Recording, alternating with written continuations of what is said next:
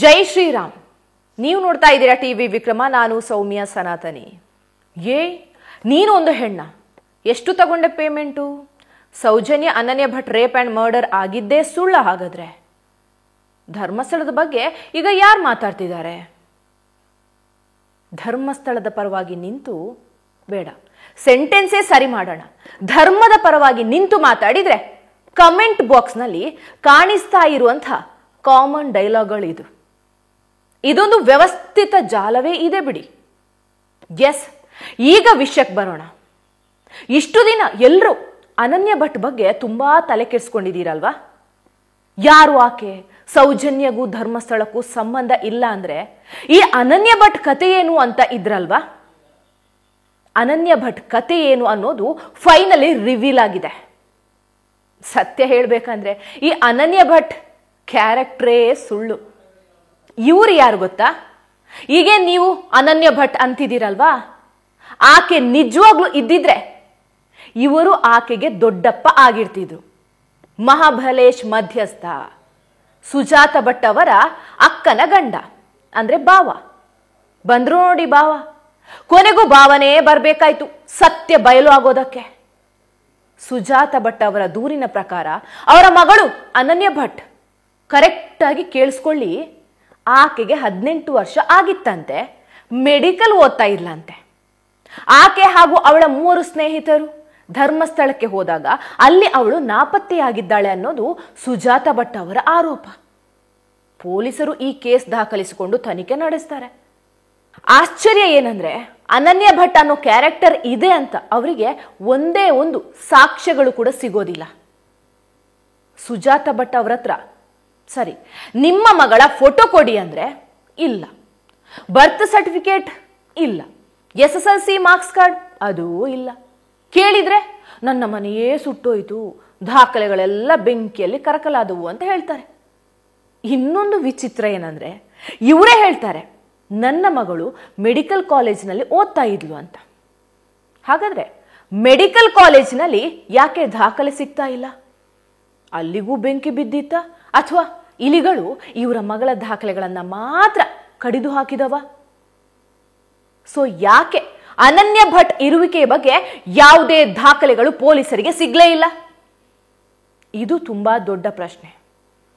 ಅನನ್ಯ ಭಟ್ ಧರ್ಮಸ್ಥಳಕ್ಕೆ ಬಂದು ಕಿಡ್ನ್ಯಾಪ್ ಆದ್ಲ, ರೇಪ್ ಆದ್ಲ, ಕೊಲೆಯಾದ್ಲ ಅಂತ ತಲೆ ಕೆಡಿಸ್ಕೊಂಡು ಹುಡುಕಾಡಿದ್ರು ಕೂಡ ಒಂದೇ ಒಂದು ದಾಖಲೆ ಕೂಡ ಸಿಕ್ಕಿಲ್ಲ. ಸುಜಾತ ಭಟ್ ಬೆಂಗಳೂರಿನ ಪದ್ಮನಾಭನಗರದ ಮನೆಯ ವಿಳಾಸವನ್ನ ಕೊಟ್ಟಿರ್ತಾರೆ. ಆ ವಿಳಾಸ ಹುಡ್ಕೊಂಡು ಹೋಗ್ತಾರೆ. ಅಲ್ಲಿ ಮನೆ ಬಾಡಿಗೆ ಪಡೆದಿರೋದು ನಿಜವೇ ಆಗಿತ್ತು. ನಂತರ ಆ ರೆಂಟಲ್ ಅಗ್ರಿಮೆಂಟ್ ನೋಡಿದ್ರೆ ಪೊಲೀಸರಿಗೆ ಶಾಕ್. ಸ್ಟೇಷನ್ ಅಲ್ಲಿ ಕೊಟ್ಟ ದೂರಿನಲ್ಲಿ ಗಂಡನ ಹೆಸರು ಅನಿಲ್ ಭಟ್ ಅಂತ ಮೆನ್ಷನ್ ಮಾಡಿರ್ತಾರೆ. ಅದೇ ರೆಂಟಲ್ ಅಗ್ರಿಮೆಂಟ್ ನಲ್ಲಿ ಗಂಡ ಪ್ರಭಾಕರ್ ರಾವ್ ಆಗಿರ್ತಾರೆ. ಅನಿಲ್ ಭಟ್ ಯಾರು ಹಾಗಾದ್ರೆ? ಅನನ್ಯ ಭಟ್ ಯಾವಾಗ ಹುಟ್ಟಿದ್ಲು? ಅವಳು ಓದಿದ ಸರ್ಟಿಫಿಕೇಟ್ ಎಲ್ಲಿದೆ? ಮೆಡಿಕಲ್ ಓದ್ಬೇಕಾದ್ರೆ CET ಬರಿಬೇಕಲ್ವಾ, ಅದು ಎಲ್ಲಿ? ಅನಿಲ್ ಜೊತೆ ಯಾವಾಗ ದಾಂಪತ್ಯ ಕ್ಲೋಸ್ ಆಯಿತು? ಪ್ರಭಾಕರ್ ರಾವ್ ಜೊತೆ ದಾಂಪತ್ಯ ಶುರುವಾಗಿದ್ದು ಯಾವಾಗ? ಸಿಕ್ಕಾಪಟ್ಟೆ ಕನ್ಫ್ಯೂಷನ್ ಶುರುವಾಗತ್ತೆ. ಬ್ಯಾಂಕ್ ಅಕೌಂಟ್ನಲ್ಲಿ ನೋಡಿದ್ರೆ ಇನ್ಯಾರೋ ನಾಮಿನಿ. ಪ್ರಶ್ನೆ ಮೇಲೆ ಪ್ರಶ್ನೆ, ಆದ್ರೆ ಎಲ್ರಿಗೂ ಕಂಗಾಲು. ಎಂಥ ವಿಚಿತ್ರ ನೋಡಿ.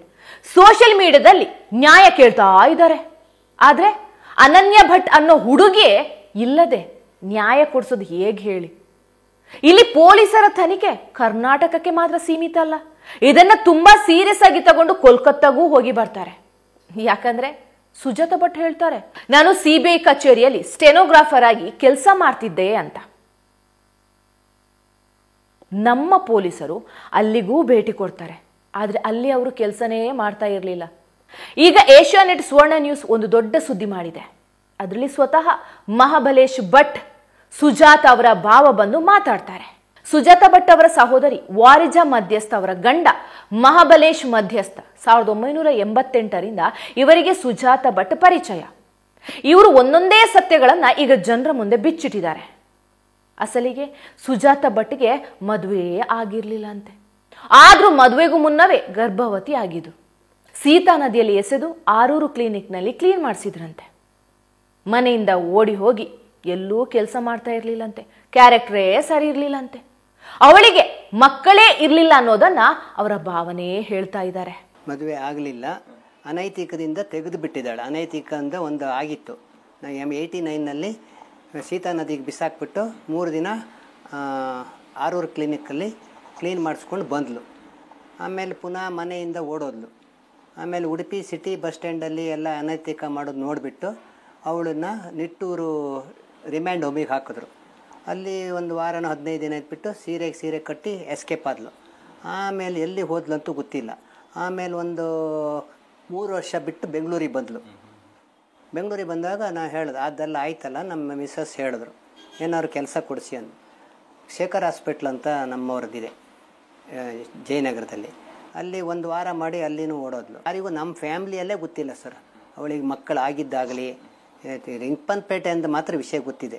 ಅದು ಮೊದಲಿನ ಗಂಡನ ಮಗಳು ಇವಳಿಗಾಗಿದ್ದು ಅಂತ ಯಾರಿಗೂ ಇವರಿಗೂ ಗೊತ್ತಿಲ್ಲ. ಯಾರೂ ಆ ಮನೆಗೆ ಪ್ರವೇಶ ಮಾಡಿಲ್ಲ, ಯಾರೂ ಸೇರಿಸ್ತಾ ಇಲ್ಲ. ಎಲ್ಲಿದ್ದಾಳೆ ಏನು ಮಾಡ್ಕೊಂಡಿಲ್ಲ ಅಂತ ಗೊತ್ತಿಲ್ಲ. ಆದರೂ ಕೊನೆಗೆ ಯಾರೋ ಒಬ್ಬರು ನಮ್ಮ ಫ್ರೆಂಡ್ ಹೇಳಿದ್ರು, ನಿಮ್ಮ ನಾದ್ನಿ ಕಳಸದಲ್ಲಿ ನಕ್ಸಲಿ ಜೊತೆಗೆ ಸಂಪರ್ಕದಲ್ಲಿದ್ದಾಳೆ ಅಂತ ಹೇಳಿದ್ರು. ಮಲ್ಲೇಶ್ವರ ಕಿರಣ್ ಅಂಗಡಿ ಸೇರಿಸಿದೆ. ಅಲ್ಲಿ 1 ವಾರ ಕೆಲಸ ಮಾಡಿ ಓಡೋಬಿಟ್ಲು. ಉಡುಪಿಯಲ್ಲಿ ಬೇಕಾದಷ್ಟೆಲ್ಲ ಅನಾಚಾರ ಮಾಡಿದ್ದಾಳೆ. ಕೆಲವರೆಲ್ಲ ಬಂದು ಹೇಳಿದ್ರು, ಏನ್ರಿ ಯಾರೂ ಅಮ್ಮನ್ನು ನೋಡ್ಕೊಳ್ಳಲ್ಲ ಅಂದರು. ಎಲ್ಲ ಫ್ಯಾಮಿಲಿಯಿಂದ ಹೊರಗೆ ಹಾಕ್ಬಿಟ್ಟಿದ್ದಾರೆ. SLC ಆದವರಿಗೆ ಸ್ಟ್ಯಾನೋ ಮಾಡಲಿಕ್ಕಾಗಲ್ಲ. ಅವಳು CID ಆಫೀಸ್ನಲ್ಲಿ ಕೆಲಸಕ್ಕಿದ್ದಂತ ಹೇಳಿದ್ದು ಸತ್ಯಕ್ಕೆ ದೂರವಾದ ವಿಷಯ. ಕಲ್ಕತ್ತಾದಲ್ಲಿ stenographer. So I am 3% to going to ಮಗುವೂ ನೋಡಿಲ್ಲ. ಕಳೆದೋದವಾಗಿಂದ ಏನೇ ಆದರೂ ಒಂದು ಪೊಲೀಸ್ ಕಂಪ್ಲೇಂಟ್ ಕೊಟ್ಟಿದ್ರೆ ಮಗು ಅಂತ ಗೊತ್ತಾಗೋದು. ಕಂಪ್ಲೇಂಟೇ ಕೊಟ್ಟಿಲ್ವಲ್ಲ ಸರ್ ಇವರಿಗೆ. ಮಕ್ಕಳಾಗಿದ್ದ ವಿಷಯ ಆಗಲಿ ಕೇಳಿದ್ರೆ ಬೇರೆ ಯಾರೋ ನಮ್ಮ ಸ್ನೇಹಿತರು ಸುಟ್ಟಾಕಿದಾರಂತ. ಇದು ಕೂಡ ಸತ್ಯಕ್ಕೆ ದೂರವಾಗಿದ್ದು. ಅನನ್ಯ ಬಟ್ ಫೋಟೋನಾದ್ರೂ ನೋಡಿದಿರಿ ನೀವು ಯಾವಾಗ? ಇವರಿಗೂ ಮಕ್ಕಳಾಗಿದ್ದ ವಿಷಯನೇ ಗೊತ್ತಿಲ್ಲ ಇವರಿಗೂ. ವೀಕ್ಷಕರೇ, ಈಗ ನಮ್ಮದೊಂದು ಚಾಲೆಂಜ್. ಸರಿ, ಒಂದು ಹೆಣ್ಣಿಗೆ ಆದ ಅನ್ಯಾಯಕ್ಕೆ ನ್ಯಾಯ ಕೊಡಿಸೋಣ. ಅದಕ್ಕೆ ನಾವು ನಿಮ್ಮ ಜೊತೆ ನಿಲ್ತೀವಿ. ಆದ್ರೆ ಅದಕ್ಕೂ ಮುನ್ನ ನೀವು ಅನನ್ಯ ಭಟ್ ಅನ್ನೋ ಹುಡುಗಿ ಇದ್ಲು ಅನ್ನೋದಕ್ಕೆ ಒಂದು ದಾಖಲೆ ಕೊಡಿ. ಆಕೆಯ ಫೋಟೋ ಕೊಡಿ. ಇಲ್ವಾ, ಅವಳೊಂದಿಗೆ ಧರ್ಮಸ್ಥಳಕ್ಕೆ ಹೋದಂಥ 3 ಹೆಣ್ಣು ಮಕ್ಕಳಲ್ಲಿ ಯಾರನ್ನಾದ್ರೂ ಕರೆಸಿ. ಇಲ್ಲ, ದೊಡ್ಡವರು ಸಾಕ್ಷ್ಯನಾಶ ಮಾಡಿದ್ದಾರೆ ಅನಿಸಿದ್ರೆ ಮೆಡಿಕಲ್ ಕಾಲೇಜ್ನಲ್ಲಿ ಹೆಸರು ಇರಬೇಕಲ್ವಾ? ಅದಂತೂ ಏನು ಮಾಡೋಕೆ ಆಗೋದಿಲ್ಲ. ಇಲ್ಲ, CT ಲಿಸ್ಟ್ ಅಂತೂ ಇದ್ದೇ ಇರುತ್ತೆ. ಯಾವುದಾದ್ರೂ ಒಂದು ದಾಖಲೆ ತಂದು ಕೊಡಿ ಅಲ್ವಾ? ಒಟ್ಟಿಗೆ ಹೋರಾಡೋಣ. ಯಾವನೋ ಕಿತ್ತೋದ ಮುಲ್ಲ ಸಾಕ್ಷ್ಯನಾಶ ಅಂತ ವಿಡಿಯೋ ಮಾಡಿದ್ನಂತೆ, ಅದನ್ನ ನಂಬಿ ಕಮೆಂಟ್ ಮಾಡೋದಲ್ಲ. ಸ್ವಲ್ಪ ತಲೆಯಲ್ಲಿ ಬುದ್ಧಿ ಇಡ್ಕೊಂಡು ಮಾತಾಡಿ. 18 ವರ್ಷಕ್ಕೆ ನಮ್ಮ ದೇಶದ ಯಾವ ಕಾಲೇಜಿನಲ್ಲಿ MBBS ಸೀಟ್ ಸಿಗುತ್ತೆ ಅಂತ ಹೇಳ್ರಪ್ಪ. ಇಷ್ಟೊಂದು ಹೆಡ್ರ ನೀವೆಲ್ಲ.